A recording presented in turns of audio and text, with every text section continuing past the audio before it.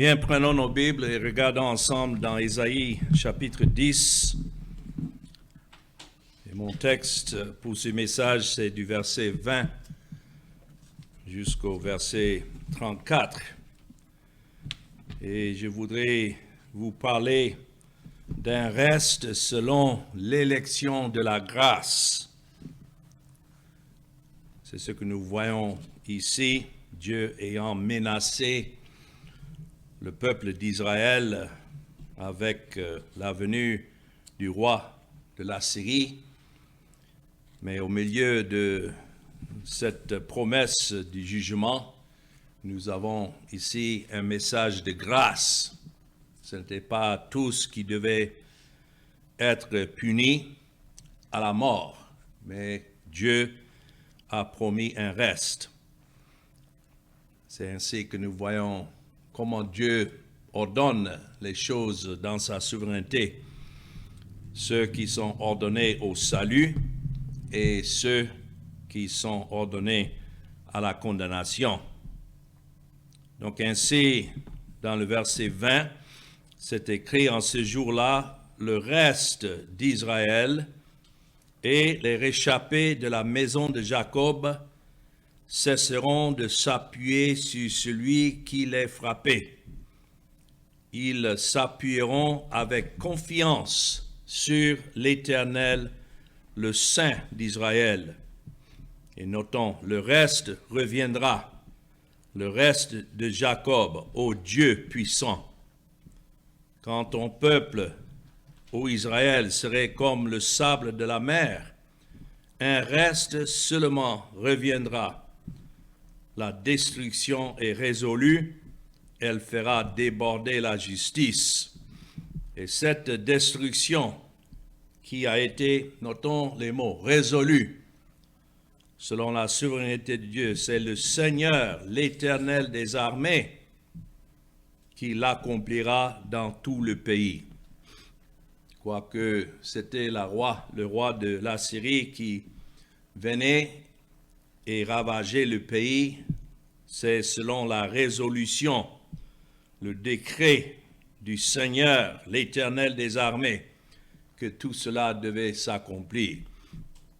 Cependant, ce sont des mots-clés quand nous lisons. Cependant, ainsi parle le Seigneur, l'Éternel des armées, ô mon peuple qui habite en Sion. Notons ce qu'il dit: ne crains pas l'Assyrien. Il te frappe de la verge et il lève son bâton sur toi comme faisaient les Égyptiens. Mais encore un peu de temps et le châtiment cessera. Puis ma colère se tournera contre lui pour l'anéantir. C'est-à-dire qu'il allait utiliser la nation de la Syrie pour châtier le peuple d'Israël, mais en retour, en peu de temps, il allait tourner ce même châtiment contre les Assyriens. Et quand nous suivons l'histoire biblique, nous savons c'est exactement ce qui s'est passé.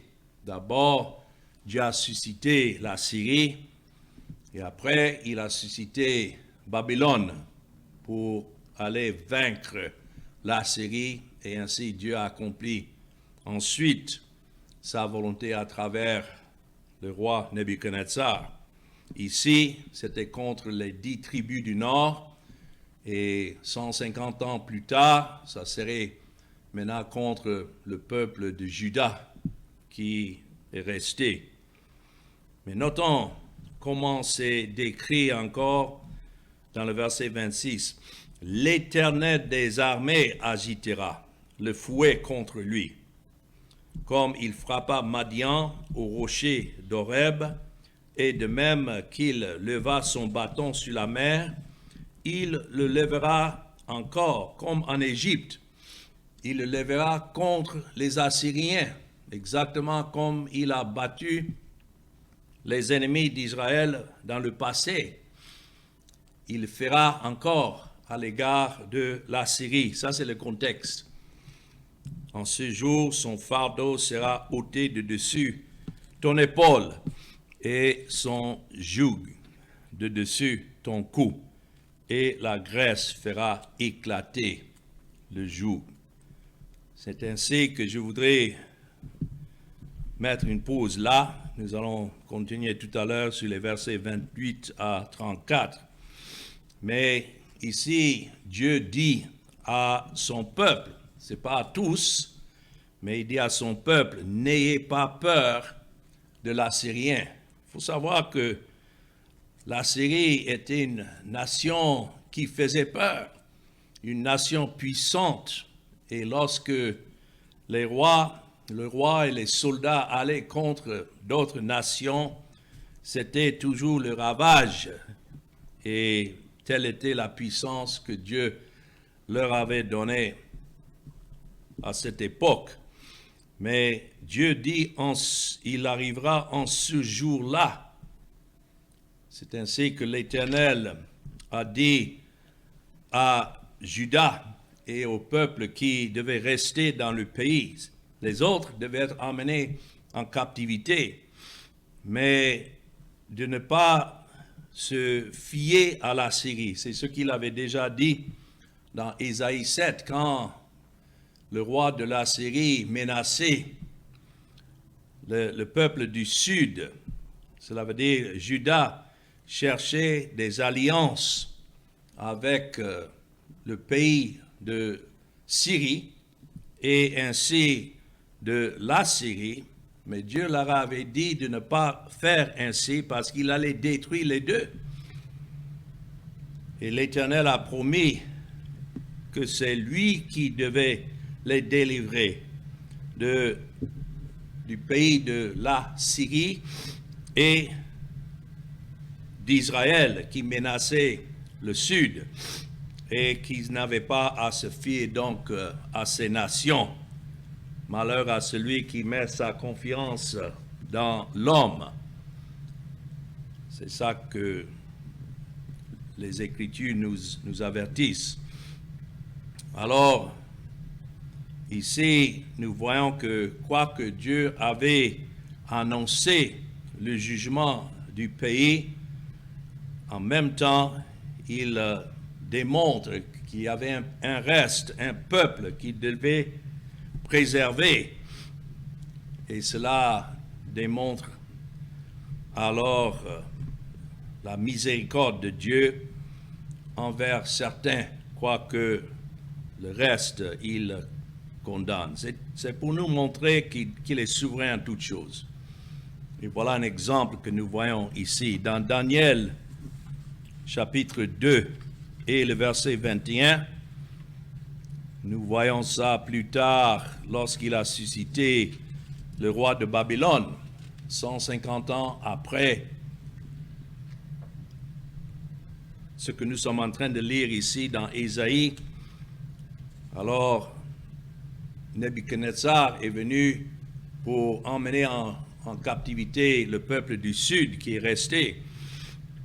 Mais ici, dans Daniel chapitre 2 et le verset 21, nous voyons ce que Daniel a déclaré au roi de Babylone.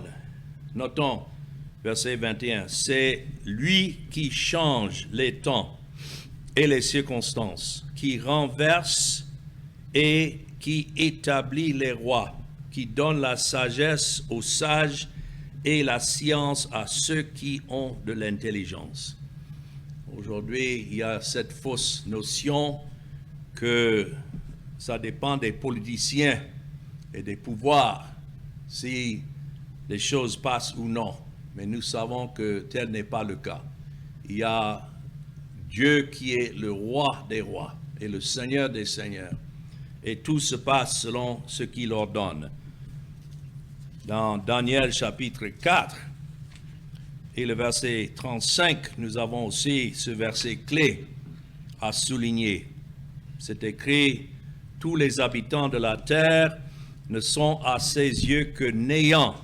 Il agit comme il lui plaît, avec l'armée des cieux et avec les habitants de la terre. » Et notons, il n'y a personne qui résiste à sa main et qui lui dise « Que fais-tu » C'est pourquoi nous n'avons pas à craindre, exactement comme il avait dit au reste d'Israël qu'il allait préserver, de ne pas craindre l'Assyrien. Le peuple de Dieu n'échappe pas nécessairement au jugement que Dieu amène dans les pays, même de nos jours, lorsque certains pays souffrent, que ce soit la famine ou la guerre. Ce sont des choses que les enfants de Dieu qui sont dans ces pays aussi souffrent. Mais la différence, c'est que ceux qui sont enfants de Dieu ont en Dieu leur refuge sûr. C'est pourquoi dans le psaume chapitre 46 et le verset 1, nous avons cet encouragement dans ces moments-là. Et ça nous montre où doit être notre confiance. Dans Psaume 46 et le verset 2, c'est écrit « Dieu est pour nous un refuge et un appui ». Notons, un secours qui ne manque jamais dans la détresse. Quelle promesse nous avons, exactement comme ceux du temps d'Ésaïe, d'entendre ce message. Et cela est répété encore dans le Nouveau Testament, ce qui est vrai pour le peuple de Dieu dans l'Ancien Testament est aussi vrai pour ceux du Nouveau Testament. Et depuis l'époque du Nouveau Testament, dans Hébreux chapitre 13 et le verset 6, nous lisons « C'est donc avec assurance que nous pouvons dire ». Notons, avec assurance. Qu'est-ce qui donne l'assurance face aux troubles et au conflit? C'est qui Dieu est. Il dit « Le Seigneur est mon aide, donc je ne craindrai rien. Que peut me faire un homme ?» Si nous savons que tout ce qui se passe, ça vient de la main souveraine de l'Éternel, alors c'est en cela que nous trouvons notre repos. Voilà le reste, selon l'élection de la grâce de Dieu. Et c'est exactement le mot qui est utilisé ici dans Ésaïe chapitre 10, en parlant du reste dans le verset 20 et encore dans le verset 21, et cela est synonyme avec ceux qui sont le peuple de Dieu, comme dans le verset 22. « Quand ton peuple, ô Israël, serait comme le sable de la mer, un reste seulement reviendra. » Soulignons cela, que le reste d'Israël, le fait que ce peuple a été préservé ne dépendait pas de leur puissance ou bien de leur pouvoir, ni nécessairement de la gentillesse des Assyriens qui sont venus contre tout le pays. Mais ici, c'est le Seigneur qui a préservé ce peuple. Et quoique le pays souffrait sous les mains des Assyriens, néanmoins, c'est Dieu lui-même qui a préservé un reste. Pourquoi? Parce que plus tard, Christ devait venir et payer leurs dettes à la croix. Et donc, leur salut n'était pas simplement temporaire, mais spirituel. C'est de ça que Paul écrit aux Romains, dans Romains chapitre 11, et le verset 5. Lui-même, il savait, quoique Dieu avait aveuglé la plupart du peuple d'Israël, exactement comme il dit ici, quand ton peuple, ô Israël, serait comme le sable de la mer, mais un reste seulement reviendra. Ici, Paul décrit son exemple, par exemple dans le verset 1 de Romains 11. Je dis donc, Dieu a-t-il rejeté son peuple? De quel peuple parle-t-il? Il parle des élus parmi les Juifs. Et il dit, loin de là, car moi aussi je suis israélite de la postérité d'Abraham, de la tribu de Benjamin. Si c'était l'intention de Dieu de complètement anéantir tous les Juifs, donc lui aussi, il serait anéanti. Mais s'il est préservé, il dit dans le verset 2, Dieu n'a point rejeté qui? Son peuple. Il ne s'agit pas là de tous les Juifs, parce que ce n'est pas tous les Juifs qui représentent son peuple, mais Dieu n'a pas rejeté son peuple élu, le reste parmi le peuple, notons qu'il a connu d'avance. Il les connaît d'avance parce qu'il les a choisis d'avance. Ne savez-vous pas ce que l'Écriture rapporte d'Élie, comme il adresse à Dieu cette plainte contre Israël? Et nous pouvons lire cette plainte. Il pensait qu'il restait seul, mais Dieu, en réponse, a dit, dans le verset 4, à Élie, « Je me suis réservé », voilà l'élection, « je me suis réservé 7000 hommes qui n'ont point fléchi le genou devant Baal. » La prochaine fois que nous sommes découragés en voyant autour de nous et en se demandant combien réellement croient au véritable Dieu et au Christ que nous adorons et que le nombre semble peu, rappelons-nous qu'il y a un reste que Dieu a réservé dans le monde entier. Et qui est ce reste? Verset 5, notons, de même aussi dans le temps présent. J'aime la manière que cela a été écrit parce que c'est toujours dans le temps présent. Si je suis aujourd'hui en train de lire cela, c'est dans le temps présent. Et qu'est-ce qu'il y a dans le temps présent? Un reste, comment? Selon l'élection de la grâce. Ce n'est pas que Dieu a vu ceux qui allaient le choisir, donc il les a choisis. Non, c'est l'élection de la grâce. La grâce signifie qu'il n'y a rien de bien dans ceux qu'il a choisis, mais néanmoins, verset 6, c'est par grâce. Et notons, ce n'est plus par les œuvres. Ce n'est pas que Dieu a visé d'abord les œuvres pour voir ceux qui faisaient le bien et donc il les a choisis. Non, ce n'est plus par les œuvres. Autrement, la grâce n'est plus une grâce. Et si c'est par les œuvres, ce n'est plus une grâce. Autrement, l'œuvre n'est plus une œuvre. On ne peut pas mélanger les deux. Donc, voilà l'exemple que nous avons ici dans ce texte concernant ceux que Dieu sauve. L'élection de la grâce et la doctrine selon laquelle Dieu a un peuple qu'il a choisi en Christ avant la création. Cela, nous lisons dans Éphésiens chapitre 1 et le verset 4. Et que Jésus est venu et il est mort pour leurs péchés, établissant donc la justice pour eux seuls. Cela, nous voyons clairement dans Ésaïe 53, le verset 11. Et donc, c'est le Saint-Esprit qui vient à chacun de ses élus avec le véritable évangile. Et c'est ainsi qu'ils croient au Seigneur Jésus-Christ, seul pour leur salut. C'est l'élection de Dieu et tout est par sa grâce. Si nous croyons aujourd'hui, si nous sommes parmi ce reste, c'est par la grâce de Dieu et c'est grâce à l'œuvre de Christ. Mais voilà, lorsque nous parlons de l'élection de la grâce, nous devons aussi insister sur l'autre côté de cette grâce, et ça, c'est la condamnation des pécheurs.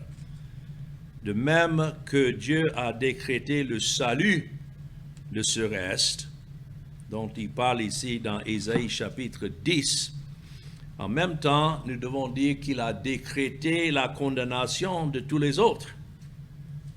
Ce n'est pas qu'il permet simplement que les autres soient condamnés. Il y en a qui hésitent quand ils entendent parler de la condamnation de Dieu, ils raisonnent en disant non, mais Dieu est amour, ce n'est pas qu'il veut condamner les pécheurs, mais s'il est obligé, il le fera. Non, lorsque nous lisons les Écritures, nous voyons comment Dieu exerce sa justice dans la condamnation des pécheurs, exactement comme il exerce sa grâce dans le salut des pécheurs. Regardons dans Romains chapitre 9 et le verset 22. C'est ainsi que nous voyons cette illustration donnée des vases de miséricorde et des vases de colère.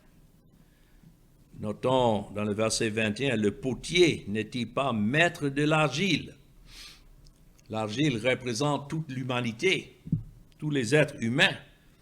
Mais pour faire avec la même masse, ce n'est pas qu'il y a une partie mieux que l'autre, un vase d'honneur et un vase d'un usage vil. Et que dire? Notons verset 22, si Dieu voulant montrer quoi? Sa colère. La colère de Dieu représente sa justice et faire connaître sa puissance à supporter avec une grande patience des vases de colère formés pour la perdition. Je ne sais pas comment vous pouvez lire cela et ne pas comprendre que ceux qui sont condamnés ont été formés pour la perdition. Exactement comme Judas Iscariote, il était un fils de perdition selon le décret de Dieu. Et verset 23, s'il a voulu faire connaître la richesse de sa gloire envers des vases de miséricorde qu'il a d'avance préparés pour la gloire.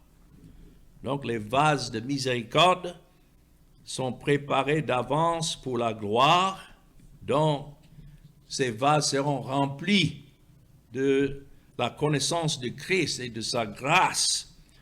Mais d'autres, les vases de colère, sont propres à la destruction. Si Dieu condamne les pécheurs, il est juste en les condamnant, parce que il est saint et sans Christ, il n'y a pas de salut. Et ne convient donc à rien d'autre avant d'être mis en pièces par la verge de fer de la justice divine. C'est de ça que dans Ésaïe chapitre 10, que le prophète a parlé concernant la manière que Dieu exercerait sa justice dans le verset 24. Cependant, ainsi parle le Seigneur, l'Éternel des armées, ô mon peuple qui habite en Sion, ne crains pas l'Assyrien, mais et donc il te frappe de la verge et il lève son bâton sur toi comme faisaient les Égyptiens. C'est ce que Dieu a décrété pour un certain temps. Mais encore un peu de temps et le châtiment cessera, puis ma colère se tournera contre lui pour l'anéantir. Et l'Éternel des armées agitera le fouet contre lui, comme il frappa Madian au rocher d'Horeb. Tout cela est donné comme exemple de la manière que Dieu est juste tout en condamnant des pécheurs. Lorsqu'il a parlé là de ce massacre de Madian dans le verset 26 au rocher d'Horeb, nous pouvons lire cela dans le livre des Juges, lorsque Dieu a suscité Gédéon et lui a donné le pouvoir sur les Madianites et miraculeusement a complètement gagné sur ce peuple menaçant au temps de Josué, comme je disais, et d'autres histoires qui sont mentionnées là sont là pour démontrer comment Dieu exerce son pouvoir même sur ses ennemis, surtout dans 2 Rois, chapitre 19 et le verset 35. Si vous regardez là, lorsque ces mêmes Assyriens menaçaient le peuple d'Israël, dans 2 Rois, chapitre 19 et le verset 35. Et ça, c'était au temps où les Assyriens menaçaient Jérusalem. Mais Dieu avait dit que les Assyriens allaient prendre les 10 tribus du nord en captivité, mais préserver jusqu'à plus tard la ville de Jérusalem et le peuple. Mais néanmoins, les Assyriens menaçaient à cette époque. Et dans le chapitre 2 Rois, chapitre 19 et le verset 35, voilà comment Dieu a miraculeusement délivré la ville de Jérusalem. C'est écrit, cette nuit-là, l'ange de l'Éternel sortit et frappa le camp des Assyriens. Combien? 185 000 hommes. Et quand on se leva le matin, voici, c'étaient tous des corps morts. C'est ainsi, verset 36, que Sanchérib, roi d'Assyrie, leva son camp et partit et s'en retourna, et il resta à Ninive. Voilà comment Dieu a mené la bataille. 185 000 Assyriens dans une seule nuit. Ouais, c'est pourquoi, ici dans Isaïe 10, ça c'est le contexte que Dieu avait dit, notons, à ceux qui habitaient à Sion, verset 24, ça c'était Jérusalem. Les autres devaient craindre, parce qu'ils allaient certainement aller en condamnation, mais ceux-là à Sion, Dieu avait préservé. Et voilà comment il a exécuté sa justice contre les Assyriens. En même temps, il mentionne ici, dans ces versets 26, et de même qu'il leva son bâton sur la mer. Il s'agit là de la délivrance d'Israël d'Égypte, lorsque Moïse a élevé son bâton sur la mer. Et il le lèvera encore comme en Égypte. Donc exactement comme Dieu a amené des fléaux contre Égypte au temps de Moïse, il allait faire la même chose ici contre les Assyriens pour sauvegarder son peuple. Donc ce que Dieu était, il est. Et la même chose est vraie aujourd'hui. Donc continuons notre étude maintenant dans le temps qui reste, dans les versets 28 à 34. Et ici, nous voyons que tout se déroule exactement selon le décret éternel de Dieu. Versets 28 à 32 dit, il marche sur Ajat, traverse Migron, laisse ses bagages à Micmash, il passe le défilé, il couche à Géba, Rama tremble, Giba de Saül prend la fuite. Fais éclater ta voix, fille de Galim. Prends garde, Laïs, malheur à toi, Anatoth. Madmena se disperse, les habitants de Gébim sont en fuite. Encore un jour de halte